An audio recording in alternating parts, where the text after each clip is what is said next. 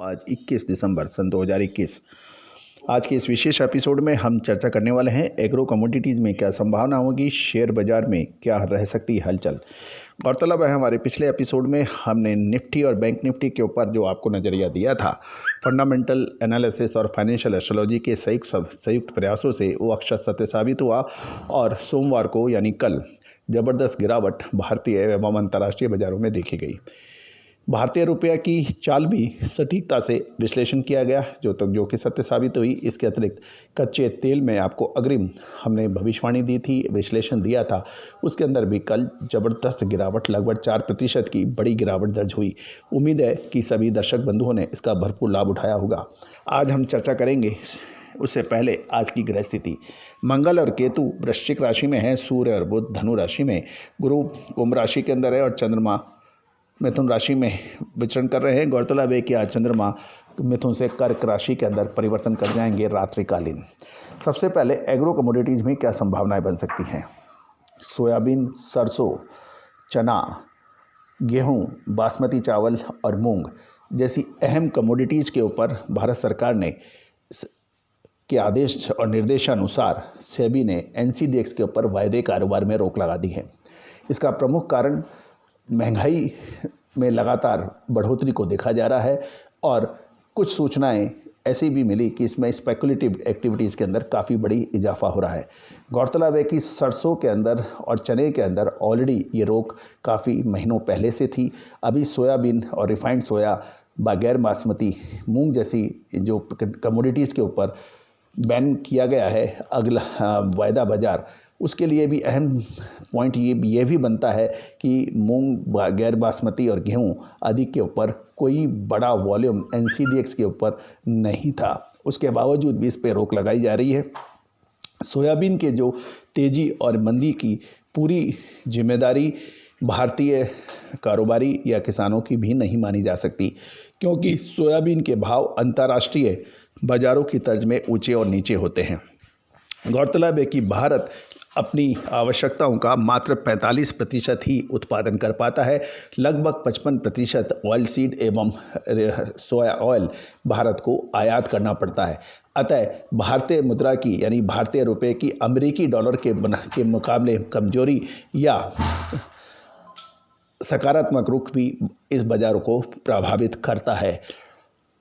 अंतर्राष्ट्रीय बाज़ारों के अंदर सोयाबीन के भाव यदि बढ़ेंगे तो कोई भी ताकत भारतीय बाज़ारों के अंदर सोयाबीन के भाव या खाद्य तेलों के भाव को बढ़ने से रोकने में सक्षम नहीं हो पाएगी। सरकार सिर्फ एनसीडीएक्स के ऊपर रोक लगा सकती है, इंपोर्ट ड्यूटी यानी आयात शुल्क में कमी कर सकती है, लेकिन अंतर्राष्ट्रीय स्तर के ऊपर उसको भाव को नियंत्रण करना संभवतः ये संभव नहीं हो पाएगा।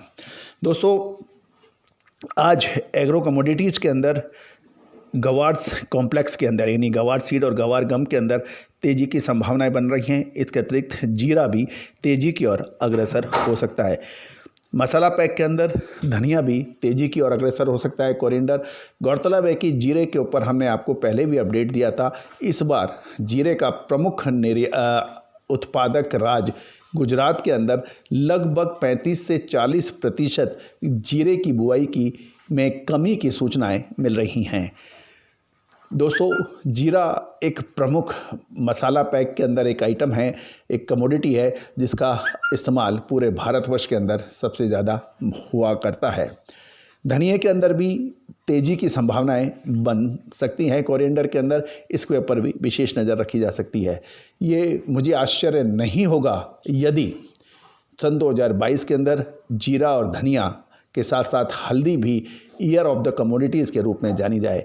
गौरतलब है हमने आपको लाल मिर्च के अंदर तेज़ी की अग्रिम भविष्यवाणी भी दी थी, जो कि अक्षर सत्य साबित होती देखी जा रही है और लाल मिर्च के जो दाम हैं वो आसमान छू रहे हैं।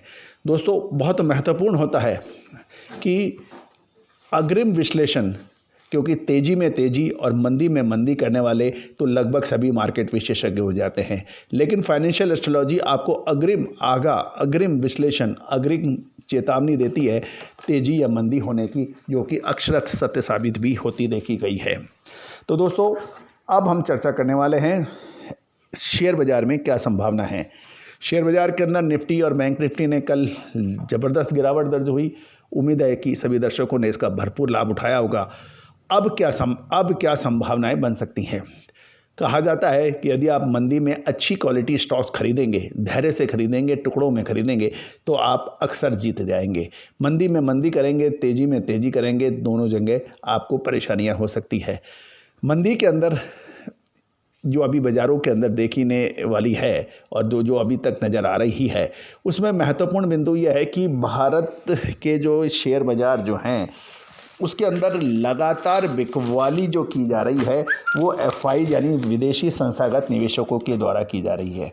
और ये भी गौरतलब है 5 साल में पहली बार दिसंबर में सबसे खराब शेयर बाज़ारों को के जो आंकड़े नज़र आ रहे हैं और निवेशकों के लगभग 7 लाख करोड़ रुपए डूब चुके हैं। इसमें ओमाइक्रोन का खौफ भी एक शामिल है। 5 साल में पहली बार दिसंबर शेयर निवेशकों के लिए सबसे खराब माना जा रहा है। इस दिसंबर में अब तक लगभग 7 लाख करोड़ रुपए का नुकसान दर्ज हो चुका है। इसमें सबसे पहले यदि हम ऐतिहासिक देखें तो 2016 में निवेशकों को लगभग 1 लाख करोड़ का नुकसान हुआ था। बाज़ारों में पहली बार 4 महीनों में सबसे निचले स्तर पर बाज़ार पहुँच चुका है। इसमें ओमाइक्रोन के बढ़ता हुआ असर इसका माना जा रहा है और यूरोपीय देशों में फिर प्रतिबंध लगाए जा रहे हैं।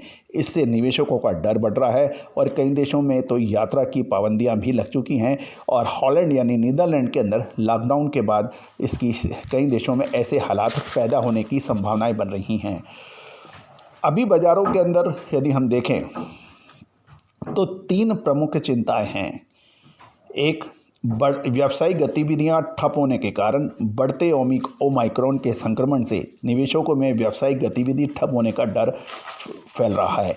यूरोप के कई देशों समेत भारत में भी ये तेज़ी से फैलने की सूचनाएं मिल रही हैं। दूसरा कारण, ब्याज दरों में बढ़ोतरी के संकेत। अमेरिकी सेंट्रल बैंक फेडरल रिजर्व ने मुद्रास्फीति से लड़ने के लिए सन 2022 के अंत तक 3 बार ब्याज दरों में बढ़ोतरी के संकेत दिए हैं। ब्रिटेन, नॉर्वे और रूस के अंदर ऑलरेडी दर बढ़ चुकी है। भारत के में भी इसके बढ़ने के आसार या संभावना है। मुनाफे की उम्मीद कम। दुनिया भर के विकसित अर्थव्यवस्थाओं के केंद्रीय बैंकों द्वारा नीतियों के सख्त करने से भारतीय बाज़ारों में भी उतने मुनाफे वाले नहीं रहेंगे, ऐसे विदेशी निवेशकों का मानना है। विदेशी निवेशक शेयर बाज़ार से 26,000 करोड़ निकाल चुके हैं। इससे भी छोटे निवेशकों के बीच में डर पैदा हो रहा है। गौरतलब है कि विदेशी संस्थागत निवेशक लगातार बाज़ारों से यानी भारतीय शेयर बाज़ार से अपना पैसा निकाल रहे हैं या मुनाफा वसूली कर रहे हैं। उसके मुकाबले घरेलू संस्थागत निवेशक उतनी मात्रा में खरीद नहीं कर पा रहे हैं।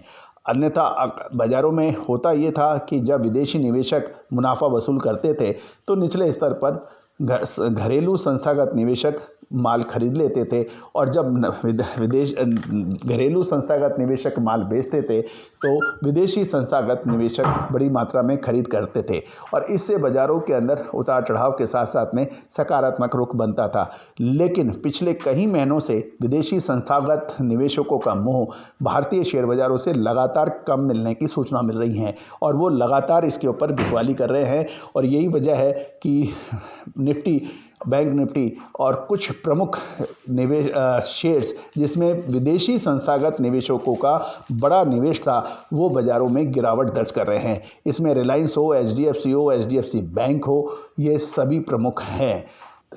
जनवरी के सेकंड वीक के बाद कभी भी बाज़ारों के अंदर तेज़ी का तूफान दोबारा आने की संभावना है। सबसे महत्वपूर्ण ये है, अच्छी क्वालिटी के स्टॉक्स यदि आप अभी निचले स्तर पर खरीदेंगे तो आप निश्चित रूप से आगे आने वाली तेज़ी के अंदर आप पूरा लाभ कमाएंगे। एक और महत्वपूर्ण बात, यदि आपको 1000 शेयर खरीदने हैं तो उसको 3 बार 300 करके खरीदें, 400 खरीदें करें तो बेहतर रहेगा।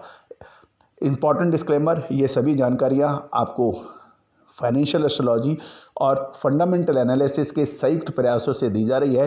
कोई भी व्यापारिक निर्णय लेने से पहले अपना स्वयं का विवेक, अध्ययन और अपने सलाहकार से भी सलाह कर सकते हैं।